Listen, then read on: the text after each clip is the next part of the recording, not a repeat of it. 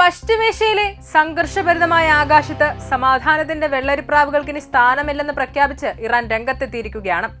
അമേരിക്കയുമായും ഇസ്രായേലുമായും സൈനികമായ ഏറ്റുമുട്ടലുകൾ കൊടുമ്പിരി കൊണ്ടിരിക്കുന്ന ഈ നിർണായക ഘട്ടത്തിൽ നയതന്ത്ര ചർച്ചകളുടെ എല്ലാ വാതിലുകളും തൽക്കാലം കൊട്ടിയടയ്ക്കുകയാണെന്ന് ഇറാൻ ഔദ്യോഗികമായി വ്യക്തമാക്കി. ഇറാന്റെ പരമോന്നത നേതാവിന്റെ ഏറ്റവും അടുത്ത വിശ്വസ്തനും വിദേശനയ ഉപദേഷ്ടാവുമായ കമാൽ ഖസാരി നടത്തിയ ഈ വെളിപ്പെടുത്തൽ ആഗോള രാഷ്ട്രത്തിൽ വലിയ പ്രകമ്പനമാണ് സൃഷ്ടിച്ചിരിക്കുന്നത്.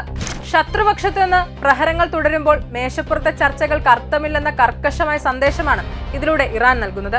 അമേരിക്കയും ഇസ്രായേലും ചർച്ചകൾക്കായി സമ്മർദ്ദം ചെലുത്തുമ്പോഴും രണ്ടും കൽപ്പിച്ചുള്ള സൈനിക നീക്കങ്ങളുമായി മുന്നോട്ടു പോകാനാണ് ഇറാന്റെ തീരുമാനം.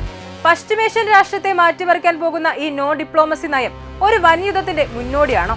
ലോകം ശ്വാസമടക്കി പിടിച്ച് കാത്തിരിക്കുന്ന ആ നിർണായകമായ സാഹചര്യത്തിലാണ് അമേരിക്കൻ വാർത്താ ചാനലായ CNN നൽകിയ അഭിമുഖത്തിൽ ഖസാരി കടുത്ത പ്രതികരണം നടത്തിയത്. അമേരിക്കൻ പ്രസിഡന്റ് ഡൊണാൾഡ് ട്രംപ് വാഗ്ദാനങ്ങൾ പാലിക്കാത്ത നേതാവാണെന്നും ചർച്ചകൾ നടത്തുന്നതിനിടയിൽ തന്നെ ഇറാനെ ആക്രമിച്ചതിലൂടെ അത് തങ്ങൾ നേരിട്ട് അനുഭവിച്ചതാണെന്നും അദ്ദേഹം ആരോപിച്ചു.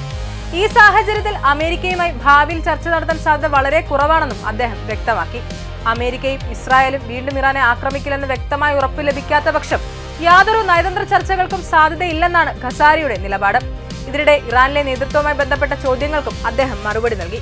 ഇറാന്റെ പുതിയ പരമോന്നത നേതാവിനെ തിരഞ്ഞെടുക്കുന്നതിൽ അമേരിക്ക യാതൊരു പങ്കുമില്ലെന്നും അദ്ദേഹം വ്യക്തമാക്കി. ഇറാന്റെ രാഷ്ട്രീയ സംവിധാനത്തിന് സ്വന്തം കാര്യങ്ങൾ കൈകാര്യം ചെയ്യാൻ പൂർണ്ണമായ കഴിവുണ്ടെന്നും പുതിയ നേതാവായി മുജ്തബ ഖമേനിയെ തിരഞ്ഞെടുത്തത് അതിന് തെളിവാണെന്നും ഖസാരി പറഞ്ഞു. ഇറാന്റെ പുതിയ പരമോന്നത നേതാവിനെ തിരഞ്ഞെടുക്കുന്നതിൽ അമേരിക്കയ്ക്ക് യാതൊരു പങ്കുമില്ലെന്നും അദ്ദേഹം വ്യക്തമാക്കി.